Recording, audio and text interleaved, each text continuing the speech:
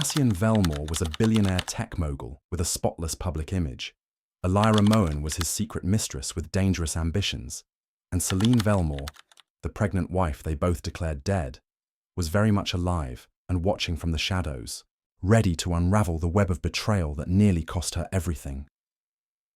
Would you like a shorter version for a YouTube title screen or episode intro as well? Selene Marlowe was the image of grace, power, and warmth. Her life was the kind people envied. A sprawling mansion just outside San Francisco, luxury cars in the driveway, and a glowing pregnancy that only added to her radiance. At 32, she was both elegant and intelligent, known for her quiet charity work and unwavering support of her husband, Cassian Vellmore. Cassian was a billionaire, the founder of a revolutionary AI software company that transformed data processing for governments and corporations. Together, they were society's darling couple. Media headlines called them the Vellmore visionaries. No one suspected the storm brewing just beneath their glossy exterior. The public didn't see the growing silence in their home. Cassian was rarely present. When he was, his conversations with Selene were short and businesslike. He no longer joined her for dinner or asked about the baby's development. Selene noticed the change, but buried her concerns. She told herself it was temporary. His workload was demanding. Maybe he was just stressed about becoming a father. After all, their lives were so exposed and expectations were high. She believed love like theirs couldn't just vanish. Still, late at night, Selene would sit in the nursery, surrounded by pastel walls and untouched baby clothes, wondering what had gone wrong. Cassian's emotional distance wasn't just a phase, it was a calculated shift. Several months earlier, he had met someone new, someone completely different from Selene. Elira Vex entered his life like a spark to dry leaves. She was everything Selene was not. Edgy, unpredictable, untethered by reputation. She didn't care for social rules or public image. Elira didn't want charity galas or polite conversation. She craved power, thrill, and the exclusive prize of being the woman beside a billionaire. Cassian was drawn to her like a moth to a flame. She didn't need to beg for attention. She commanded it. Their affair began as something hidden, careless. But Elira was never the kind to play second to anyone. She knew she couldn't compete with a glowing wife carrying an heir to the Vellmore empire. Not unless that obstacle disappeared. Slowly, she began twisting Cassian's mind. She whispered about freedom, questioned his happiness, and planted seeds of doubt about Selene's loyalty and intentions. She mocked the idea of fatherhood, calling it a trap, a distraction. Cassian, already drifting away from Selene emotionally, found himself nodding along more often than not. Meanwhile, Selene was still holding on.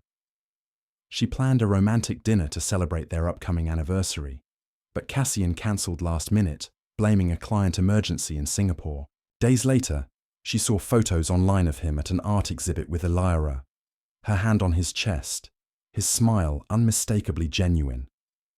That night, something inside Selene shifted. She didn't cry.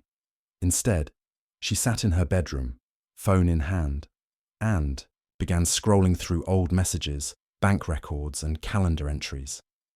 The pieces didn't make sense. Trips he claimed were business-related didn't match with company filings. His driver's logs showed private meetings in hotels and strange wire transfers.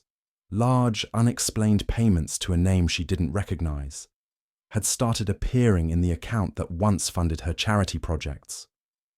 Selene didn't confront him immediately. She knew better than to tip her hand. If something dark was unfolding, she needed clarity, not drama. She began documenting everything, building her own quiet timeline of betrayals. The more she uncovered, the clearer it became. Elira Vex wasn't just a passing affair. She was inserting herself into every corner of Cassian's life. Selene discovered that Elira had visited the company's private investment board meetings under a fake name and had somehow gained access to internal files. It wasn't just about love or lust, it was about taking over. Cassian, consumed by lust and manipulation, began to resent Selene's very existence. Elira continued to pressure him. In her words, Selene was a mistake he could erase. One night, while Selene slept, Cassian watched her from the hallway, her round belly rising and falling with each breath. A cruel thought crossed his mind. If Selene were gone, everything would be easier.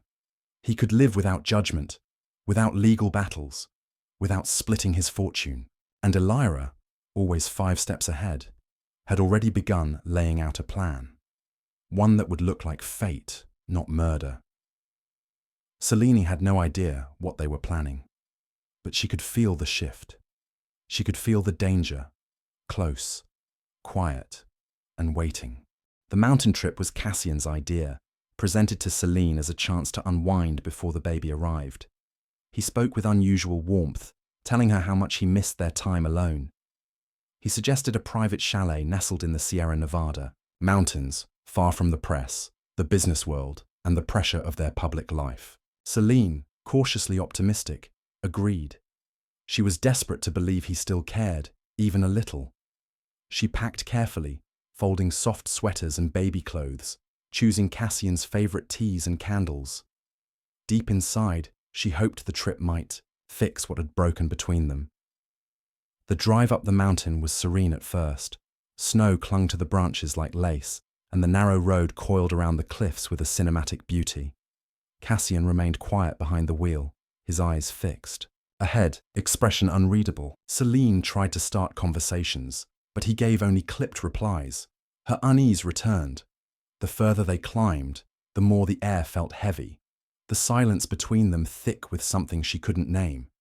Then came the curve, the sharp, narrow bend with no guardrail and a steep drop into the forest below. It happened so fast that Selene never had time to scream. The car jerked violently, skidding over a patch of black ice. Cassian didn't fight the wheel. Instead, he pressed the accelerator as the vehicle veered toward the edge. The tires lifted from the road, and within seconds the luxury SUV plunged off the cliffside and disappeared into the darkness below.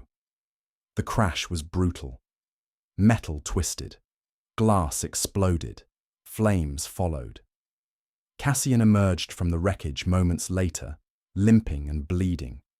He stumbled up the hill toward the road, waving frantically as he shouted that his pregnant wife was still inside the burning wreck. When rescue teams arrived, all they found was what remained of the SUV, engulfed in flames and half submerged in a frozen ravine. There was no sign of Selene. Her seat had been ripped from its bolts. The interior was scorched beyond recognition. One charred shoe was discovered near the wreck, identified later as matching a pair Selene wore often. Cassian was taken to the hospital, treated for minor injuries, and immediately declared a grieving husband. He sobbed into the cameras, spoke at a tearful press conference, and clutched the small baby book Selene had been writing in for months. The world responded with sympathy. Tributes poured in from around the globe. The Vellmore Foundation received millions in donations to honor Selene's legacy. Cassian gave a heartfelt speech at a memorial service 3 weeks later. A marble statue was erected in the gardens of the Vellmore estate, a mother holding a child she never got to meet. But the tragedy didn't bring closure. The fact that no body was found sparked whispers. Authorities ruled the crash an accident, and with Cassian's influence, no one questioned the details for long. Insurance companies released substantial payouts.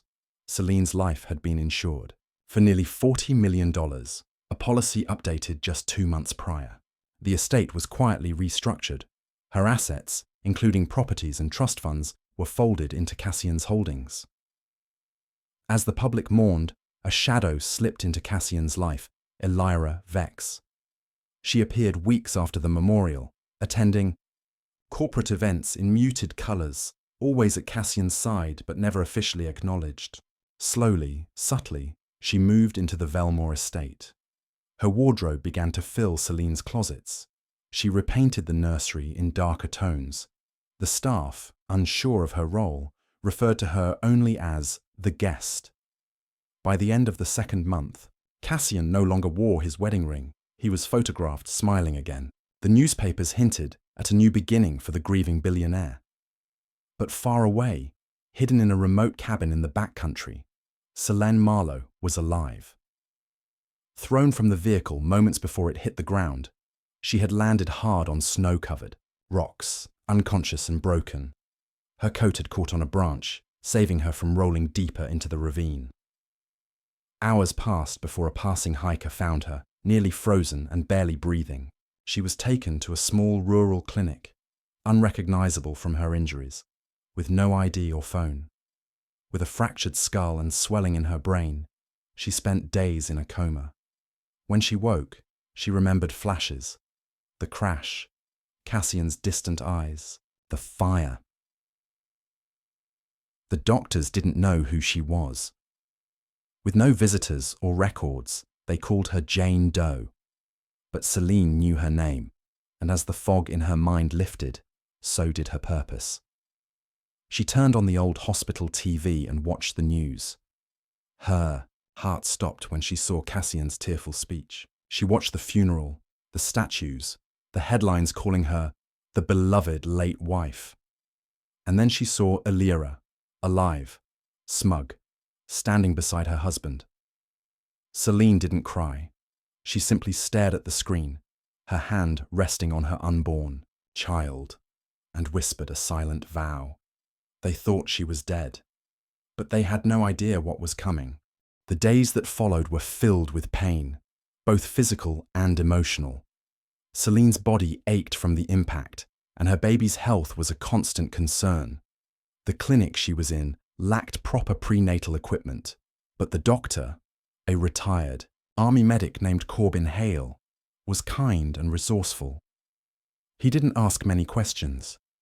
He could tell Selene was hiding something, but he saw the fear in her eyes and chose not to push. She used a false name, claiming memory issues from the crash, which wasn't far from the truth. Her memories were fragmented, but every time she closed her eyes, she saw Cassian's hands gripping the steering wheel, not turning, not stopping. It was no accident. She knew that now. Selene avoided mirrors. Her face was still swollen, lips stitched, and one eye bore the yellowish bruises of head trauma.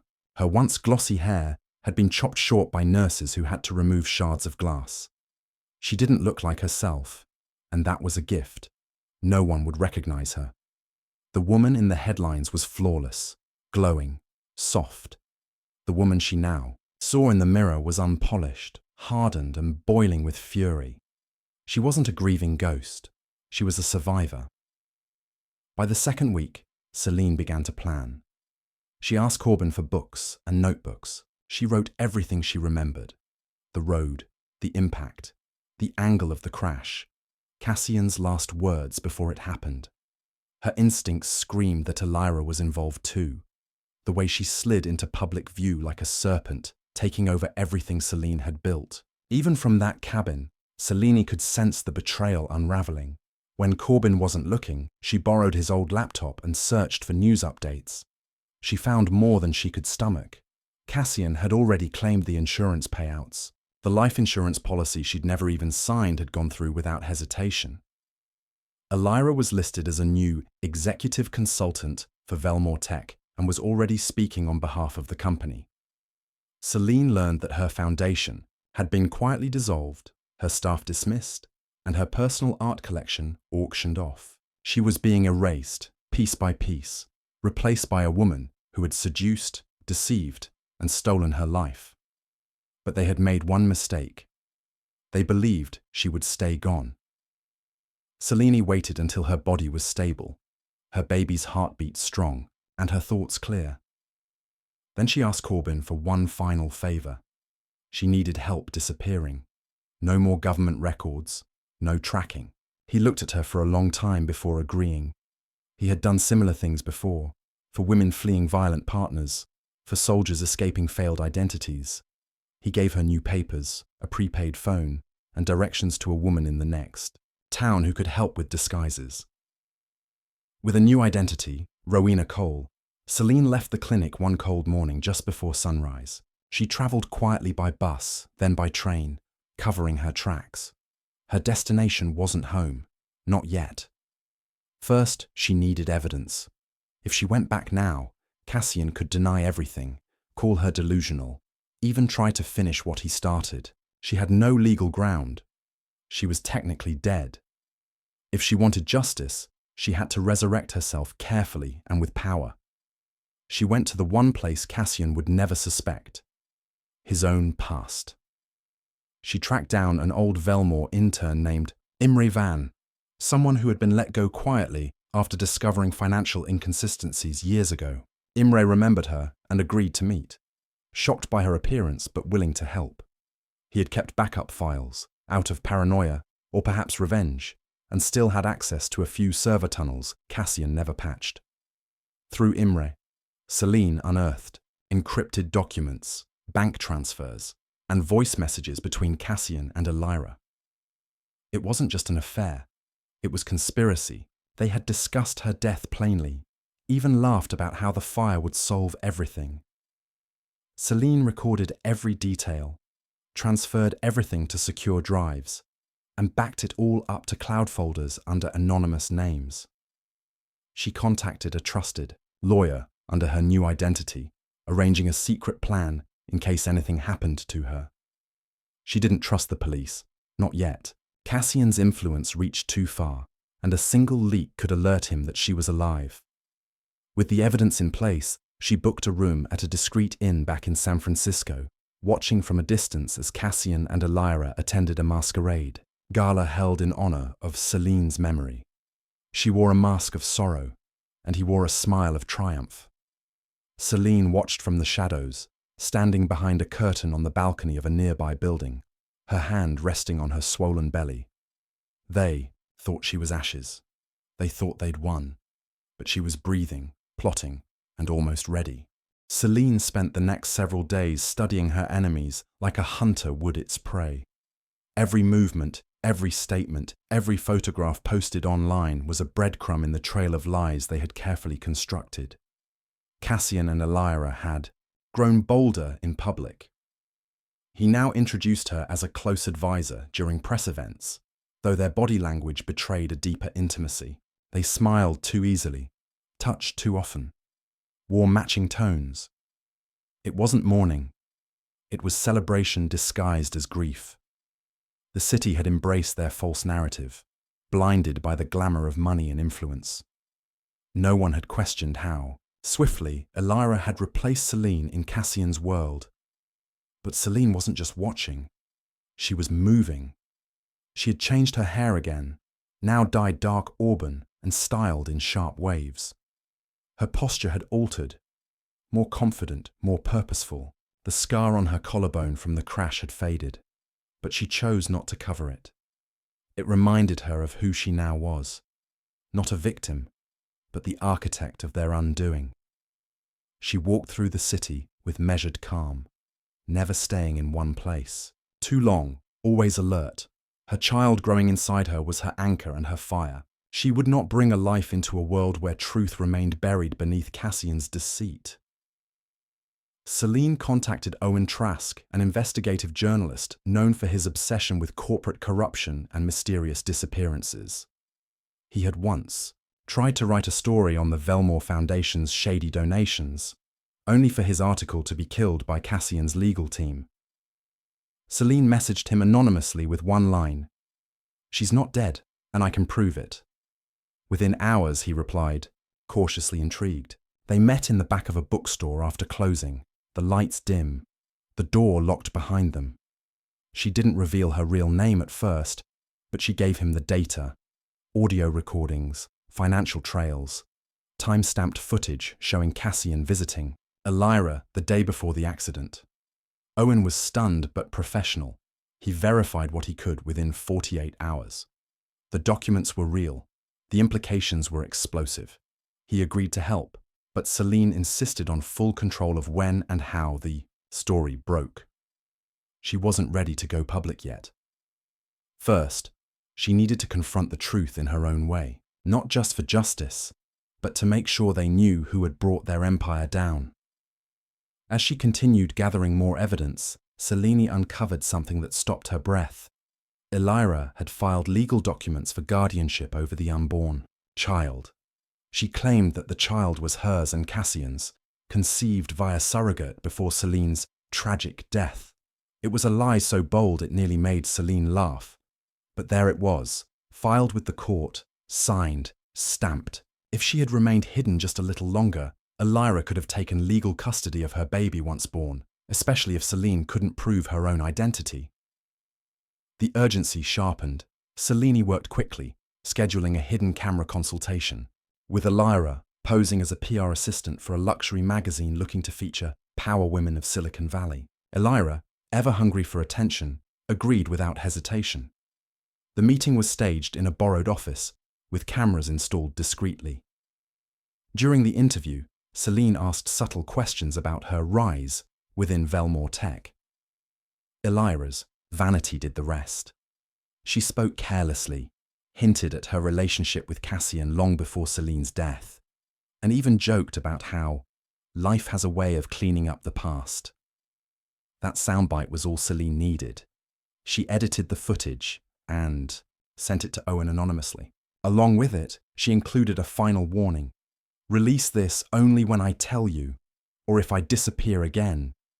With the groundwork laid, Selene made one final move. She returned to the Vellmore estate under the cover of darkness, not to confront, but to see. From a distance, she watched the lights inside the home she once filled with warmth. Her studio had been turned into a wine room. The nursery, where she had painted stars on the ceiling, now had blackout curtains and expensive sculptures that meant nothing. She stood in the garden beneath her own statue, the one Cassian had commissioned. The marble eyes stared blankly, toward the hills. Selene's lips curled into a cold smile. They had built a shrine to a ghost, but she was no ghost.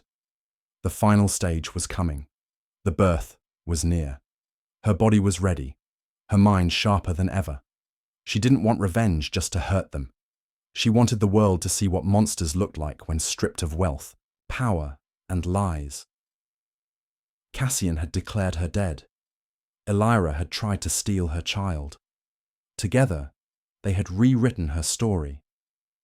Now Selene was going to reclaim it, on her terms. And the reckoning would begin with a single knock at their door.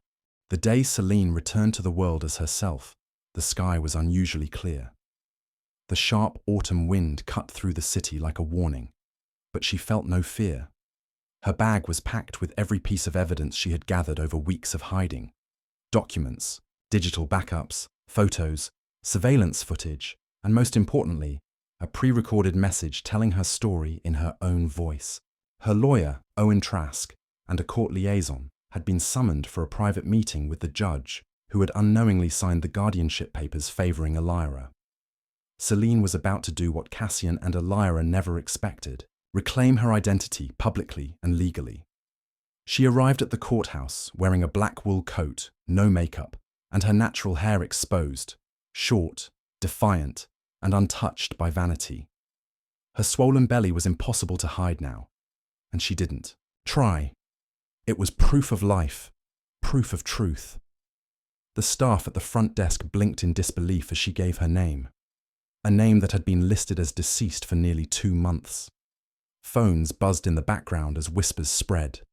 Security was called, but Selene remained calm, producing legal identification and verification provided by her attorney. Within minutes, the courthouse scrambled to adjust.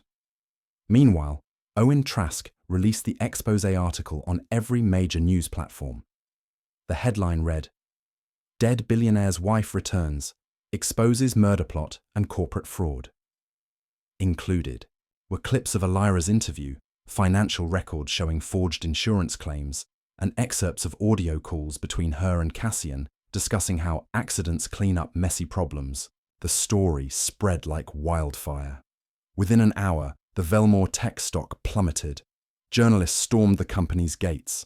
The media frenzy had begun, and there was no turning back. Cassian and Elira were hosting a private investor brunch when the first news alert popped up on Elira's phone. Her face went pale.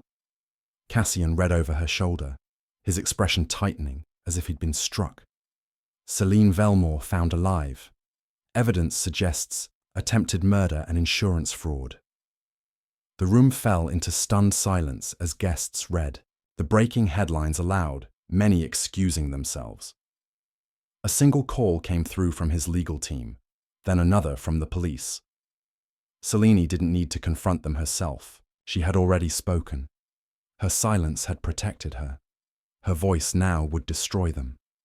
At the courthouse, the judge reviewing her case was shocked but professional. Selene presented her proof of identity, hospital records from her recovery, and the evidence of Cassian and Elira's plan. The guardianship papers were revoked immediately. A restraining order was filed, and an emergency hearing was scheduled to determine full custody and criminal charges. The law, which had failed her once, was now forced to reckon with her return. Later that evening, Cassian tried to flee. He attempted to transfer money through a secondary offshore account, but Selene had already frozen the assets.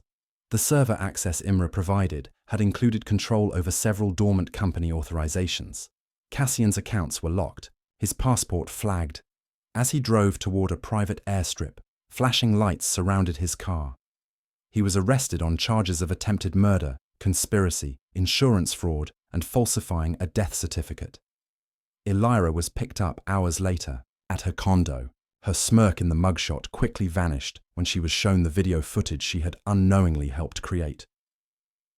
Selene gave birth 3 days later. A baby girl.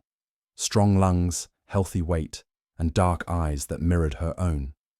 She named her Callista, a name that meant most beautiful in the old tongue. Holding her daughter in her arms, Selene felt more alive than she ever had. The hospital was secure, guarded, quiet. This time, no one could steal what was hers. Public opinion turned quickly. The nation that once mourned her now celebrated her return. But Selene didn't grant interviews. She didn't stand on podiums or give victory speeches. Her story had been told through action, not words. Instead, she focused on rebuilding her life. Carefully, quietly, she launched a new foundation, this time dedicated to women who had survived attempted murder and intimate betrayal. She funded shelters, legal aid, and anonymous protection programs. She named the organization Still Here. As for Cassian and Elira, their trials stretched for months. Both were convicted, their sentences lengthy. Cassian's business empire collapsed under the weight of scandal, lawsuits, and investor withdrawals. Elira's name became synonymous with greed and cruelty. They had erased Selene from the world. But in doing so, they had exposed themselves. Selene never visited them in prison. She had no need to. Her justice wasn't found in their punishment, but in her survival. She stood once more in the garden of what used to be the Vellmore estate, now abandoned, its marble floors cracked, vines crawling over the gate. The statue of her had been removed. She smiled. She didn't need a monument. She was living proof that truth rises, even from the wreckage. She had watched them try to destroy her.